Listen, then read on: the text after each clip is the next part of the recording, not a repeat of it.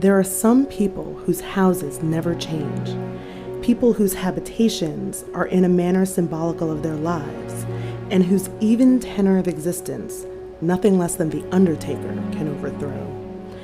Mrs. Hazelton is one of these eminently respectable personages. She has occupied the house in Lowther Street for the last 10 years. She has gone to the seaside every year of those 10, and at exactly the same period, has returned after the same interval, has given her great parties at the same seasons, and has lived a methodical and prosperous existence, with satisfaction to herself and her neighbors, and with considerable profit to the surrounding shopkeepers. When the London season is over, Mrs. Hazelton goes to the seaside, not because she belongs to that flight of fashionable swallows who follow pleasure's summer from clime to clime, but simply because London in August is unendurable. Baking pavements, scorched verdure, dust and grime on everything, and a sense of desertion in all those regions which the upper 10,000 and a considerable portion of the lower million inhabit. There could not be a better time for Alexis to make his inquiry without having to present himself in a formal manner to his old acquaintance. Mrs. Hazelton is at Scarborough with children, governess, and femme de chambre. The blinds are all down, save one of the Venetians in the dining room, which is drawn up about halfway, and in the space thus exposed to view, the comfortable round face of Mrs. Hazelton's cook and the lanky countenance of Mrs. Hazelton's sandy-haired footman, a footman whose visage is happily unfamiliar to Alexis, exhibit themselves. Cook and footman are engaged in looking out of the window. There's not much for them to see in Lowther Street on this August evening, but it is a relief to be above ground for a little while after the twilight of those underground dungeons to which the London domestic is confined. Alexis mounts the steps and knocks and rings under the calm survey of those two pair of eyes. The sandy-haired footman is not impressed by Mr. Secretan's appearance.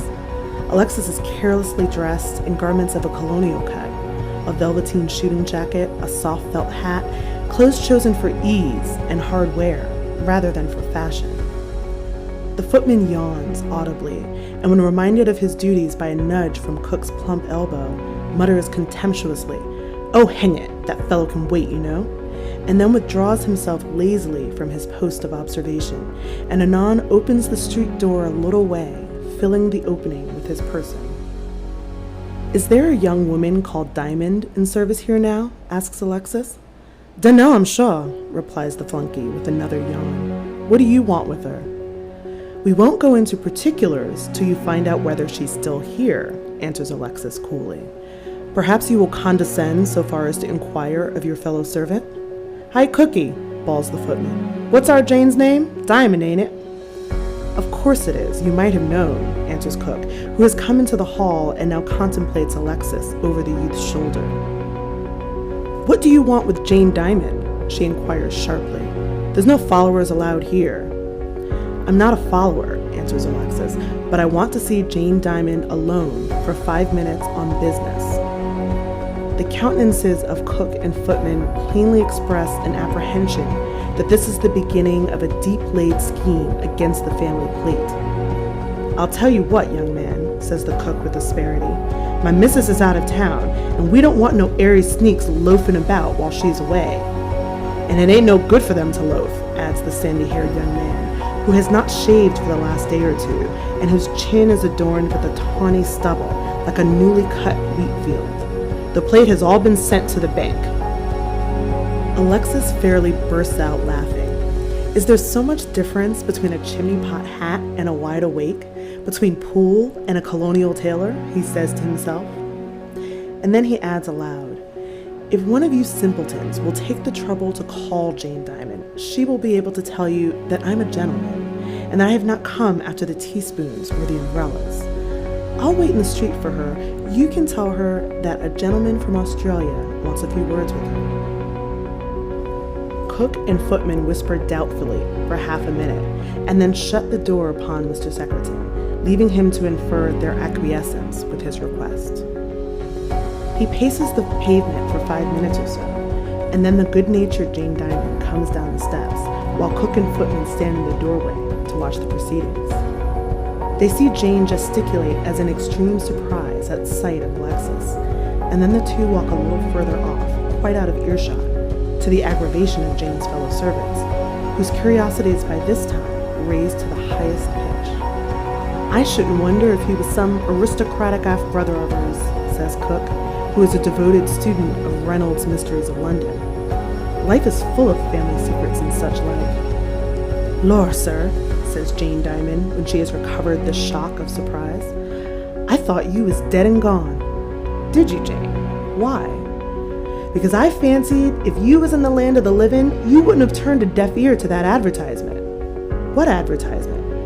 "The advertisement as Miss Faunthorpe, I beg pardon, Mrs. Never mind the name, girl. Tell me all about the advertisement."